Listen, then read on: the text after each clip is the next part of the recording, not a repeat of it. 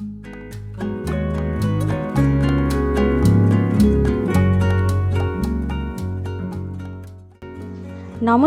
কেমন আছেন সবাই? আশা করি সবাই খুব ভালো আছেন। ফ্রম তন্দ্রাস কিচেনে আপনাদের সবাইকে স্বাগত জানিয়ে আজকের পর্ব শুরু করছি। আজকে আমি বানাতে চলেছি স্টাফড ম্যাঙ্গো কুলফি। এই গরমের দিনে কুলফি, আইসক্রিম এগুলো তো আমরা সবাই খুব পছন্দ করি, আর সাথে যদি হয়ে যায় ম্যাঙ্গো, আমও আমাদের খুবই পছন্দ। তাই শুরু করি রেসিপিটা, চলুন।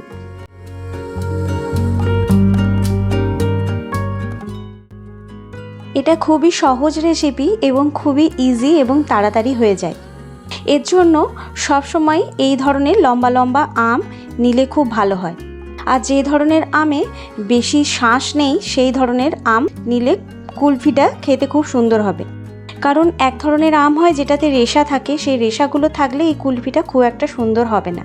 তাই আমি এখানে সবার প্রথমেই নিয়ে নিয়েছি আম, এবং এই আমগুলোর ভেতর থেকে যে আমের বীজটা থাকে সেটা কিভাবে বার করে নিচ্ছি সেটাই আমি এখানে দেখাচ্ছি।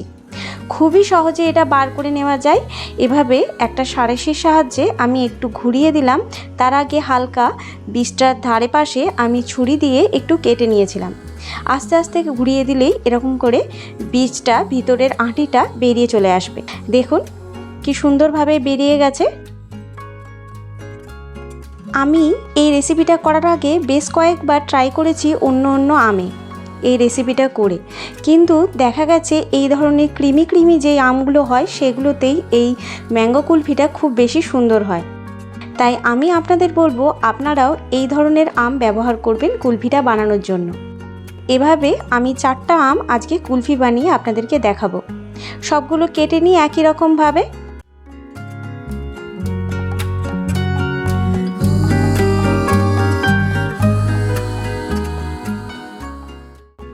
এবার আমার আমটা থেকে আঁটিটা বার করে নেওয়া হয়ে গেছে। এবার এই আমগুলো আমি কিছুক্ষণের জন্য ফ্রিজে একটু জমাট হতে রেখে দেব। 10 থেকে 15 মিনিটের মতো ফ্রিজে রেখে দিলেই এটা খুব সুন্দর একটা জমাটি ভাব চলে আসে। কুলফি বানানোর জন্য অবশ্যই প্রয়োজন দুধের। আমি এখানে নিয়েছি 3 কাপ পরিমাণ দুধ। ওই 750 ml মতো দুধ আমি এখানে ব্যবহার করেছি। এই দুধটা সম্পূর্ণ জাল দিয়ে আমি প্রায় 1/3 করে ফেলবো। আর দুধটা ঈষৎ উষ্ণ হয়ে এলে আমি দুধটা কিছুটা তুলে নিয়ে এর সাথে মিক্স করে নেব আমুল পাউডার। এই আমুল পাউডার মিশিয়ে নিলে দুধটার মধ্যে ক্রিমি ক্রিমি ভাবটা খুব তাড়াতাড়ি চলে আসবে এবং খুব তাড়াতাড়ি দুধটা ঘন হয়ে যাবে। এখানে অবশ্যই মনে রাখতে হবে যে গুঁড়ো দুধটা উষ্ণ গরম দুধে খুব ভালো করে মেশাতে হবে, যাতে একটুও লাম্পস না থাকে। গুঁড়ো দুধের মিক্সচারটা আমি দুধের সাথে অ্যাড করে দিলাম।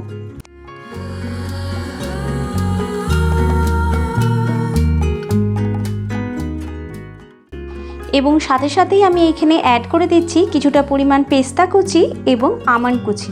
আপনারা চাইলে অন্য যে কোনো ড্রাই ফ্রুটস ব্যবহার করতে পারেন, তবে আমি এই দুটি ড্রাই ফ্রুটসই ব্যবহার করলাম। এবার ভালো করে মিশিয়ে বেশ খানিকক্ষণ সময় ধরে এটাকে জাল দিতে হবে।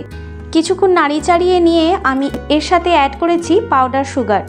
পাউডার সুগারের পরিবর্তে আপনারা এমনি নর্মাল চিনিও ব্যবহার করতে পারেন, তবে পাউডার সুগার দিলে একটু তাড়াতাড়ি হয়ে যাবে। এছাড়াও সাথে সাথেই আমি দিয়েছি 1/2 চামচ মতো এলাচ গুঁড়ো। এবার আর কিছু এতে মিক্স করার নেই। এবার খুব ভালো করে জাল দিয়ে আমি এটাকে ঘন করে নেব।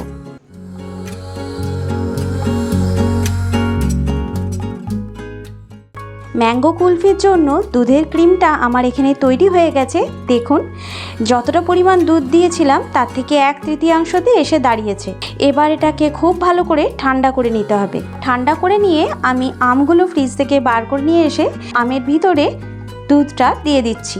তার আগে আমি একটা চামচের সাহায্যে আমের ভিতরটা একটু জায়গা করে নিচ্ছি, তাহলে কুলফির জন্য ক্রিমটা একটু বেশি করে জায়গা পাবে।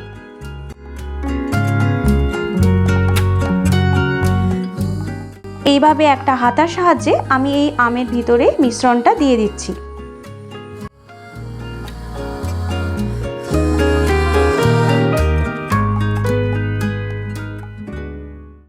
কুলফির মিশ্রণটা দেওয়ার সময় অবশ্যই মনে রাখতে হবে আমটার মাথা ভর্তি করে একদম যেন না দেওয়া হয়।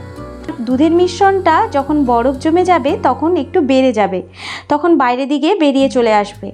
তাই কিছুটা খালি রেখে ভর্তি করতে হবে।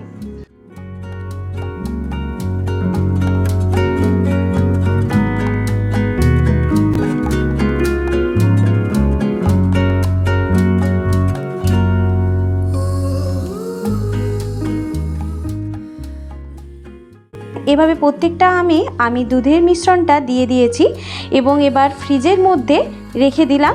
এটা 8 থেকে 10 ঘন্টার মধ্যেই খুব সুন্দরভাবে জমে যাবে। তবে আমি একদিন পরে এই আইসক্রিমটা আপনাদেরকে কেটে দেখাবো কেমন হয়েছে।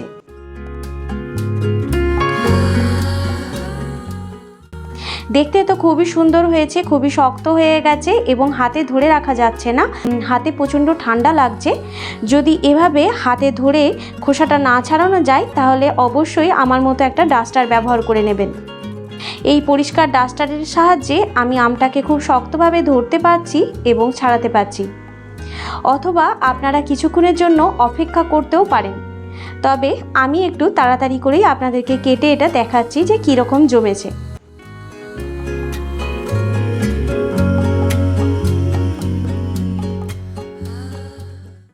আমার এই স্টাফড ম্যাঙ্গো কুলফিটা দেখুন খুব সুন্দরভাবে জমে গেছে। আমের রঙটা একটু ফ্যাকাশেই ছিল, তার জন্য এরকম লাগছে, কিন্তু আমটা খেতে খুবই মিষ্টি ছিল এবং কুলফিটা খুব ভালোভাবে জমেছিল। আপনাদের এরপরে আমি পরের আমগুলো এক একটা করে কেটে কেটে দেখাবো। এজন্যই আমি 4 ধরনের আম দিয়ে কুলফিটা বানিয়েছি, যাতে কোন আমে কীরকম হয় সেটা আপনাদেরকে দেখাতে পারি।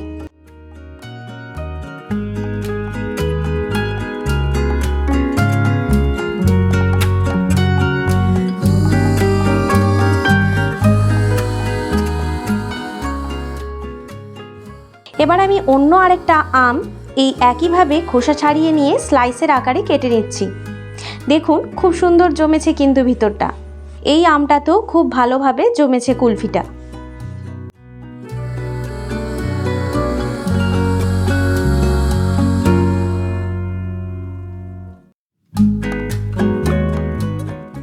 কত সুন্দরভাবে জমে গেছে। এবার আমি স্লাইসের মতো কেটে একটা প্লেটের মধ্যে সাজিয়ে নিয়ে ওপর থেকে আমন্ড এবং পেস্তা একটু গ্রেটারের সাহায্যে গ্রেট করে নিয়েছিলাম, সেটাই ওপর থেকে ছড়িয়ে দিয়ে এর গার্নিশিংটা করে দিলাম। দেখুন কি সুন্দর দেখতে লাগছে, আর ক্রিমটা দেখুন খুব সুন্দরভাবে জমেছে। তাই আপনারা অবশ্যই আমার মতো বাড়িতে স্টাফড ম্যাঙ্গো কুলফি এই আমের সিজনে করতে একদমই ভুলবেন না। আর বাইরের কোনো উপকরণ ছাড়াই এভাবেই আপনারা বাড়িতে থাকা উপকরণ দিয়েই ম্যাঙ্গো কুলফি বাড়িতে বানিয়ে খেতে পারেন। আমার আজকের রেসিপি আপনাদের কেমন লাগলো জানাতে একদমই ভুলবেন না। আর আমার চ্যানেলে যদি প্রথম কোনো ভিডিও দেখে থাকেন তাহলে চ্যানেলটা সাবস্ক্রাইব করার অনুরোধ রইল। পাশে থাকবেন সবাই, লাইক শেয়ার কমেন্ট করতে একদমই ভুলবেন না। দেখা হচ্ছে আবার নতুন কোনো রেসিপি ভিডিও নিয়ে, ততক্ষণের জন্য ভালো থাকবেন, টাটা।